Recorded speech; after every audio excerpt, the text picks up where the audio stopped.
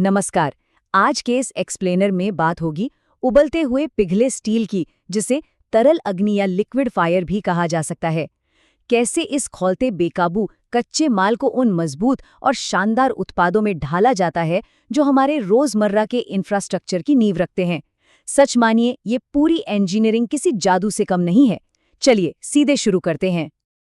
अब इस liquid fire को कंट्रोल करने की कहानी शुरू होती है एक बेहद दिलचस्प इंडस्ट्रियल टर्म से, जिसे कहते हैं किल्ड स्टील, यानी मारा हुआ स्टील। सुनने में अजीब लगता है ना, लेकिन असल में ढलाई या कास्टिंग शुरू करने से पहले पिघले हुए स्टील से ऑक्सीजन को पूरी तरह निकालना बेहद जरूरी है। इसके लिए एल्यूमिनियम या सिलिकॉन मिलाया जाता है। अगर ऐसा नहीं किया गया तो अवांछित ऑक्साइड्स जमा हो जाएंगे और पूरी मेहनत बेकार हो जाएगी। इस पूरी प्रक्रिया को कुछ अहम हिस्सों में समझा जा सकता है। शुरुआत होगी लिक्विड स्टील को रिफाइन करने से, फिर बात होगी कंटिन्यूअस कास्टिंग के कमाल की, उसके बाद टुंडिश और मोल्ड की मैकेनिक्स, फिर कूलिंग और कटिंग, और आखिर में इससे जुड़े खतरों और प्रोडक्शन यील्ड की। ये वो ज़रूरी कदम है जो किसी भी बड़ी दुर्घटना को टालते हैं और कारखाने में ज़्यादा से ज़्यादा उत्पादन सुनिश्चित करते हैं। तो पहला चरण है तरल स्टील को शुद्ध करना, यानी ढलाई से ठीक पहले की जाने वाली तैयारी। यहाँ तरल स्टील को एक बहुत ही गहन तैयारी से गुजरना पड़ता है। मकसद है सारी अशुद्धियों को बाहर निकालना। देखिए, ऑक्सीजन के लेवल को 400 से 1000 ppm तक कम किया जाता है, ताकि स्टील के अंदर हवा के बुलबुले या ब्लो होल्स ना बने। इसके साथ ही वैक्यूम ट्रीटमेंट के जरिए हाइड्रोजन और नाइट्रोजन को भी निकाला जाता है। सोचिए, अगर ये गैसें अंदर रह गई तो मजबूत स्टील शीशे की तरह भंगुर हो सकता है।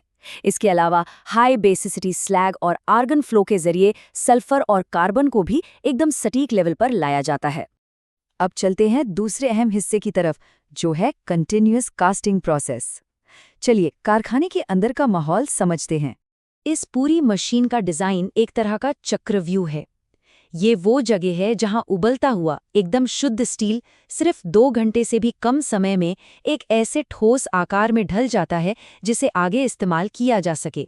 इस पिघली हुई धातु का सफ़र एकदम तय और क्रमिक होता है।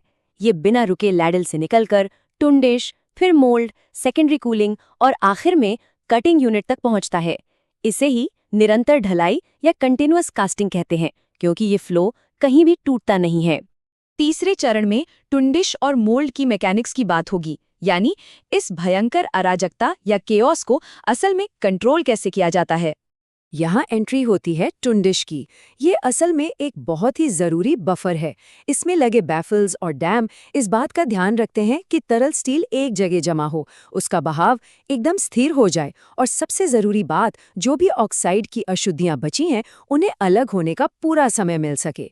टुंडिश से निकलने के बाद यह खौलता हुआ स्टील एक खास सबमर्ज्ड एंट्री नोजल से होता हुआ सीधे पानी से ठंडे किए जा रहे तांबे के मोल्ड में गिरता है।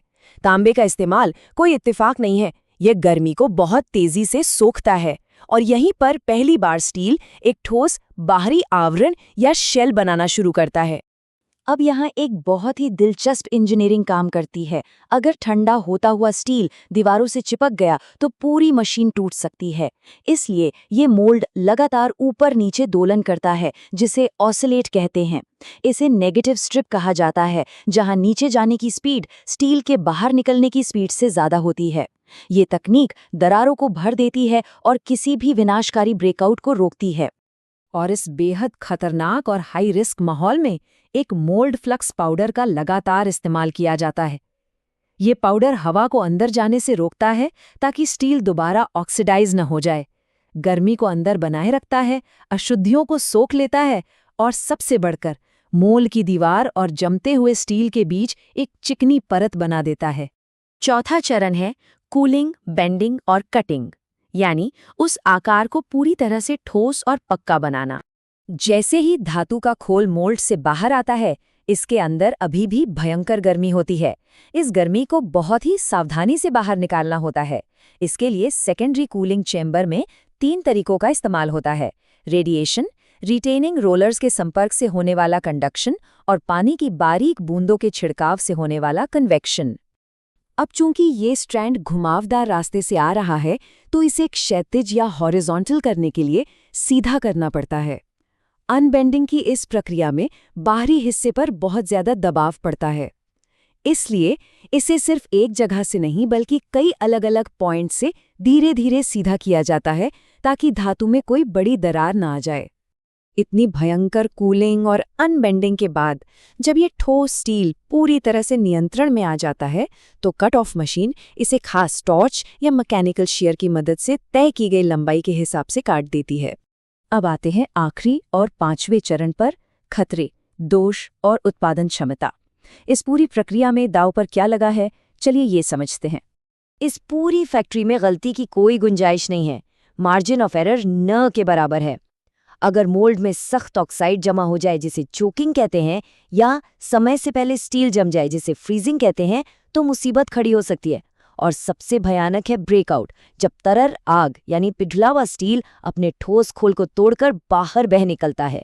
ऐसी किसी भी स्थिति में पूरी ढलाई को तुरंत रोकना पड़ता है। अगर इस आधुनिक कंटिन्यूअस कास्टिंग तकनीक की तुलना पुराने तरीके यानी इनगॉट कास्टिंग से की जाए तो ये इंजीनियरिंग का एक जीता जागता चमत्कार लगता है। पुराने तरीके में सांचे एक जगह स्थिर होते थे, जिसकी वजह से सतह पर पपड़ी या दरारें जैसी बहुत सारी कमियां रह जाती थी और दक्षता भी काफी कम होती थी।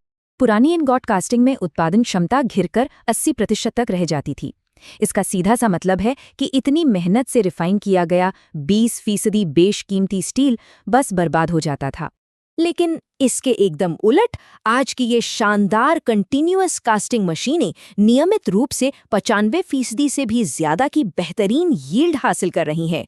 ये इंडस्ट्री के लिए एक बहुत बड़ा गेम चेंजर है। पर ये शानदार नतीजा बिना सख्त सुरक्षा नियमों के मुमकिन नहीं है। मोल्ड को ठंडा करने वाले पानी के तापमान में हल्का सा भी बदलाव तुरंत खतरे का सायरन बजा देता है। टुंडिश की दीवारों और वॉल्स पर 24 घंटे नजर रखी जाती है। साथ ही कार्बन मोनोऑक्साइड के रिसाव और बिजली के झटके जैसे जानलेवा खतरों से बचने के लिए लगातार मॉनिटरिंग होती है। तो इन सब बातों के बाद एक बहुत ही बड़ा सवाल सामने आता है। इतनी भयंकर तबाही को रोकने और साथ ही सबसे ज्यादा उत्पादन हासिल करने के लिए जिस गजब की सटीकता की जरूरत है, उसे देखते हुए भविष्य की इंजीनियरिंग इस तरल अग्नि को वश में करने की सीमाओं को आखिर और कितना आगे ले जाएगी? सोचने वाली बातें हैं ना। आज के इस एक्सप्लेनर से जुड़ने के लिए बहुत बहुत धन्यवाद।